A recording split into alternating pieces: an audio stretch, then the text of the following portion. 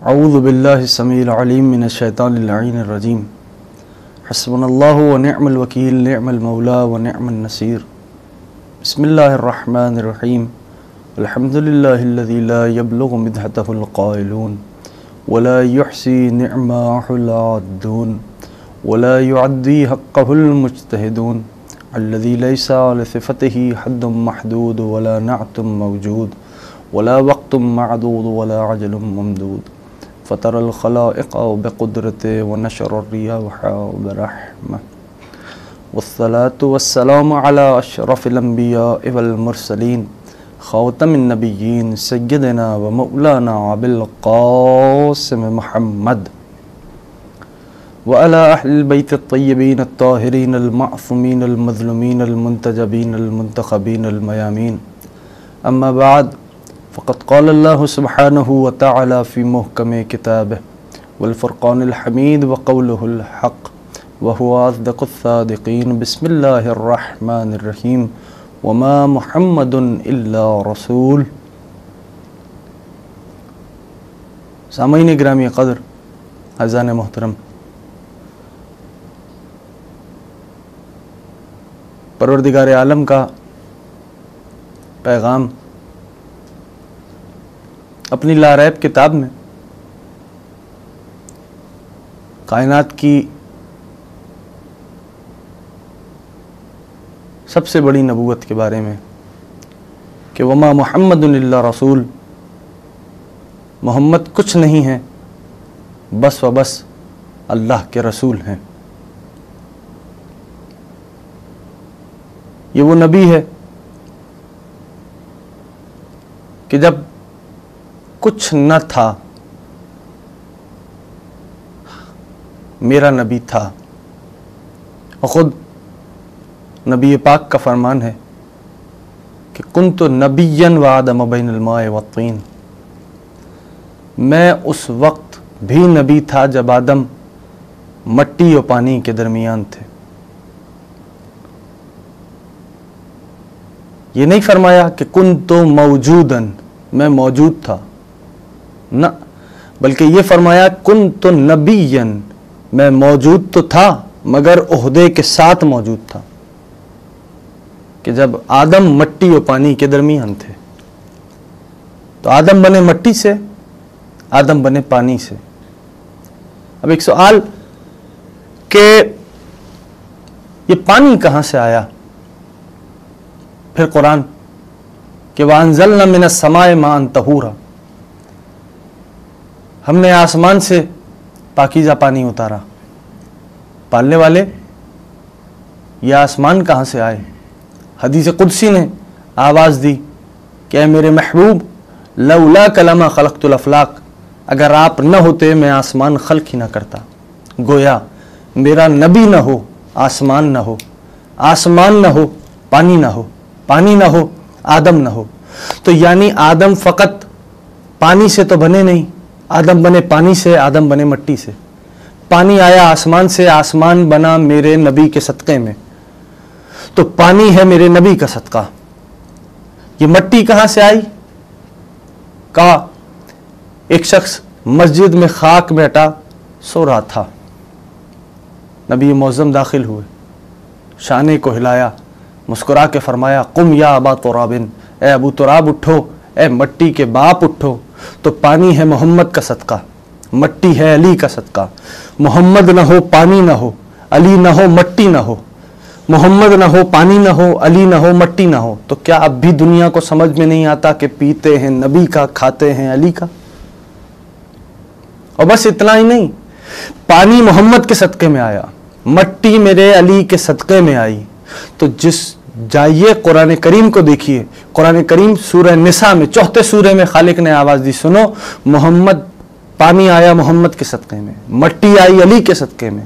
سورہ نساء میں اللہ نے آواز دی، سنو اگر تمہیں وضو کے لیے پانی نہ ملے تو پاک مٹی پہ تیمم کرنا.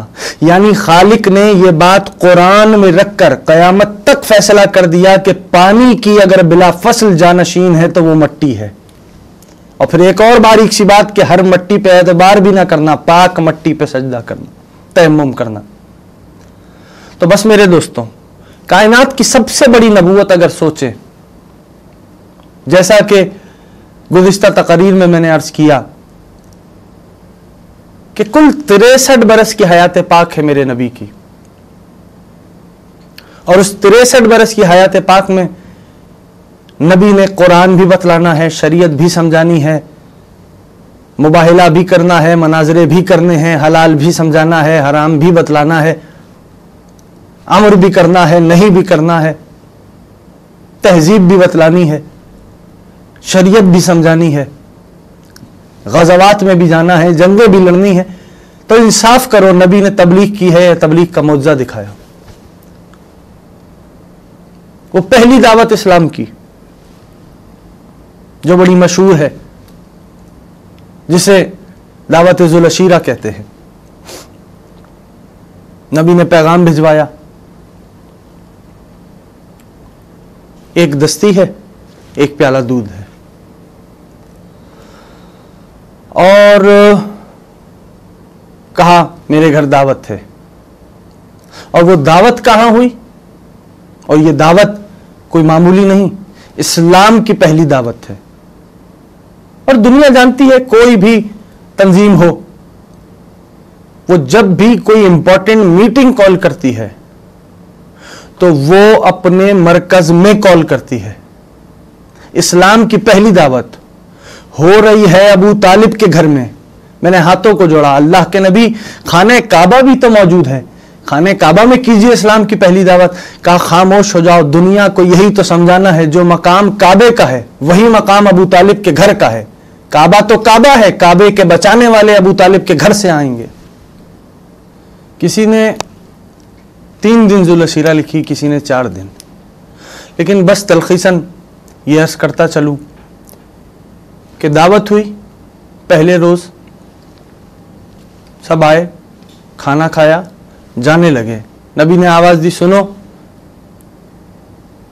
پیغام دینا چاہا۔ ایک لائن کھڑا ہوا، کہنے لگا قوموا وانصرفوا، اٹھو اور واپس چلو، اس کی بات ہرگز نہ سننا۔ سب جانے لگے۔ نبی معظم نے آواز دی، سنو کل پھر دعوت ہے، آ جانا۔ اور یہی مسلسل 3 روز ہوتا رہا۔ تیسرا دن تھا، یا بعض کے نزدیک 4تھا دن تھا، کھانا سب نے کھا لیا، اور اس کے بعد جیسے ہی نبی معظم کھڑے ہوئے کہ پیغام پہنچائیں، تو ایک شخص کھڑا ہوا اور اس نے پھر گستاخی کرنا چاہیے۔ اب تاریخ لکھتی ہے فقام ابو طالب، اب ابو طالب کھڑے ہوئے اور اس لعین کو پٹکائے کمر میں ہاتھ ڈال کے نیچے بٹھلایا، اور پھر نبی معظم کی طرف رخ کیا، ہاتھوں کو جوڑ کے فرمایا کہ میرے سید، ہے میرے سردار، بلغ رسالت ربک، اپنے رب کی رسالت کو پہنچا دیجئے۔ اور اب نبی نے ایک لمحے کے لیے روکوں اور ایک جنرل بات کروں، جب بھی کوئی کسی ملک کا وزیر اعظم بنتا ہے یا صدر بنتا ہے تو وہ آنے کے بعد ایک تقریر کرتا ہے، اور اس تقریر میں وہ اپنے گولز بتلاتا ہے کہ اس نے کیا کرنا ہے، کیسے اس پورے سیٹ اپ کو لے کے چلنا ہے۔ تو کیا خیال ہے، کائنات کی سب سے بڑی نبوت ہے، کتنی لمبی تقریر کرنی چاہیے۔ اب نبی نے تقریر کی، قیامت تک کے گولز بتلا دیے۔ نبی معظم فرماتے ہیں کہ سنو، میں خدائے واحد و عادل کی طرف سے آیا ہوں، مجھے اس کا نبی مانو، اس میں خیر دنیا بھی ہے، اس میں خیر آخرت بھی ہے کوئی میری مدد کرنے والا؟ اور یہاں پر تقریر مکمل ہو گئی۔ یعنی میں عرض کروں، کیا نبی نے قیامت تک کے گولز نہیں دیے؟ اگر غور کرو تو نبی نے تمام پیغامات پہنچا دیے۔ میں خدائے واحد کی طرف سے آیا، توحید، اس میں خیر آخرت ہے، قیامت، مجھے اس کا نبی مانو، نبوت، میں خدائے واحد و عادل کی طرف سے آیا، عادل ہے کوئی میری مدد کرنے والا، امامت، یعنی 5 کے 5 اصول دین پہلی ہی تقریر میں نبی نے سب کو بتلا دیے۔ اور اب ہوا کیا کہ ایک 13 برس کا بچہ کھڑا ہوا، کہنے لگا انا ناصرک یا رسول اللہ، میں آپ کا ناصر ہوں۔ نبی خاموش رہے۔ دوسری مرتبہ فرمایا ہے کوئی میری نصرت کرنے والا، پھر وہی کھڑا ہوا، کہنے لگا انا ناصرک یا رسول اللہ، نبی خاموش رہے۔ تیسری مرتبہ جب آواز دی ہے کوئی میری نصرت کرنے والا؟ پھر وہی بولا انا ناصرک یا رسول اللہ۔ نبی نے اس کے شانے پہ ہاتھ رکھا، فقرہ فرمایا ھذا علی ابن ابی طالب، یہ ابو طالب کا بیٹا علی ہے، ھذا اخی و وصی و وزیری و صاحب لواء فی الدنیا والآخرہ، یہ میرا وصی ہے، یہ میرا بھائی ہے، یہ میرا وزیر ہے، یہ لوائے حمد کا لینے والا ہے اس دنیا میں بھی اور آخرت میں بھی۔ میں ہاتھوں کو دیکھوں اللہ کے نبی، اسلام کی پہلی دعوت ہے، علی سے یہ تو کہیں یا علی کلمہ پڑھ لو، تو بعید نہیں نبی آواز دیں اور بتلائیں کہ دنیا کو یہی تو بتلانے آیا ہوں کہ کلمہ پڑھنے والے اور ہوتے ہیں، پڑھوانے والے اور ہوتے ہیں۔ میرے دوستوں، میرے عزیزوں، یہ کون ہے محمد؟ اور یہ یاد رکھیے کہ ملت جعفریہ کے عقیدے کے مطابق محمد کہا اسے جاتا ہے جو ہونے کو ہونے سے پہلے جانتا ہو۔ کون ہے میرا نبی؟ جو قدم رکھتا جائے شریعت بنتی جائے، جو سانس لیتا جائے شریعت بنتی جائے۔ میرے دوستوں، میرے عزیزوں، اگر ہم سوچیں، غور کریں، کتنا عظیم نبی ہے کہ اگر ہم دیکھیں تو اللہ نے جناب یوسف کے لیے نہیں کہا کہ یوسف تمہاری آنکھیں میری آنکھیں، جناب عیسیٰ کے لیے نہیں کہا کہ اے عیسیٰ تمہارے ہاتھ میرے ہاتھ، کسی نبی کے عضو بدن کو اپنا نہیں کہا۔ اگر تو پروردگار عالم نے تمام نبیوں میں سے چنا میرے نبی کو، اور میرے نبی کے جسم مطہر سے چنا دو اعضاء کو جن کو پروردگار نے کہا میرے ہیں، قرآن کی آیات شامل کرتا ہوں۔ فرمایا وما ينطق عن الهوى ان هو الا وحی یوحى، میرا محمد اپنی مرضی سے کلام ہی نہیں کرتا، جو بولتا ہے وہ میں بولتا ہوں۔ یعنی اللہ نے قرآن میں یہ آیت رکھ کے بتلا دیا کہ محمد کی زبان میری زبان ہے، جو کہہ دے وہ میں نے بولا ہے۔ اور پھر فرمایا کہ وما رمیت اذ رمیت ولکن اللہ رمی، اے میرے محبوب یہ کنکر آپ نے نہیں پھینکے، یہ میں نے پھینکے۔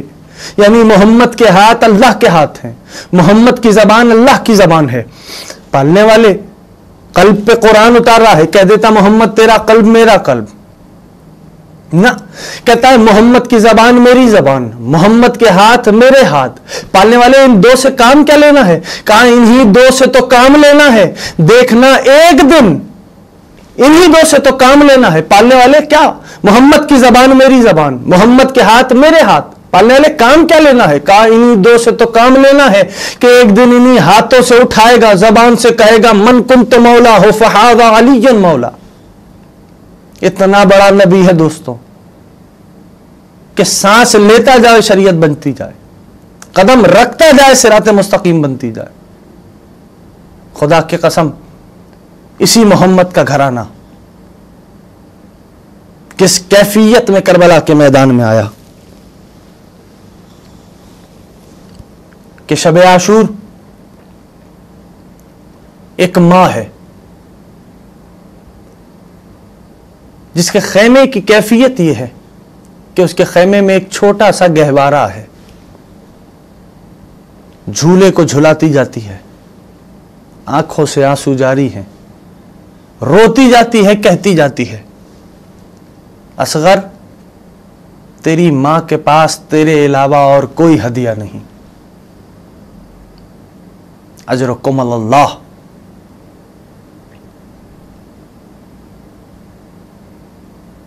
جو آنکھیں حسین کے غم میں روتی ہیں، خدا ان کو کسی اور غم میں نہ رلائے۔ اصغر تیری ماں کے پاس تیرے علاوہ اور کوئی ہدیہ نہیں۔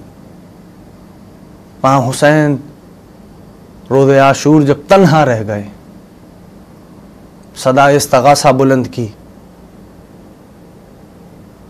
بس یہاں حسین کا استغاثہ بلند ہونا تھا، وہاں خیمے میں کوہرام بپا ہوا، گریے کی آواز بلند ہوئی، حسین خیمے میں واپس آئے، کہا بیویوں میں موجود ہوں۔ گریے کا سبب، کہا مولا جب تو استغاثہ بلند کرتا ہے اصغر اپنے آپ کو گہوارے سے گرا دیتا ہے۔ اللہ اکبر، اللہ اکبر۔ کہا میرا باپ میرے بچے کو تیار کر کے لا دے، شاید کہ میں اسے پانی پلا لاؤں۔ لو حسین ایک باپ بھی ہے، आगोश में लिया और सलाम हो करबला की माओं पर। सफेद कुर्ते में शिशमाहे को तैयार किया। करीम करबला ने अपनी आगोश में लिया। यूं रबाब ने असगर को हुसैन की आगोश में दिया कि जैसे कोई कुरान दूसरे के हाथों में रखे। रहले हुसैन पर असगर सा कुरान आया। करबला का तपता हुआ सहरा, तपती हुई धूप, खेमे से हुसैन बाहर निकले। अबा के दामन को फौरन असगर पे डाल दिया। फौज आदा ये समझी कि शायद हुसैन कुरान ले आए। अल्लाह अकबर। जानते हो, हुसैन ने अबा के दामन को हटाया, कहा ये 3 दिन का प्यासा है, एक बूंद से पानी पिला दो। मलाऊनों में जुम्बिश तक ना आई। करीम करबला ने, हुसैन बाप भी है ना, करबला की तपती हुई रेत पे एक लम्हे के लिए अपने बेटे को लेटाया। कहा कि मुझे एक बूंद, इसे एक बूंद पानी पिला दो, मैं पीछे हट जाता हूं, शायद कि तुम्हारे ज़हन दिल में हो कि इसके बहाने मैं पानी पी लूं। फिर भी फौज आदा में जुम्बिश तक ना आई।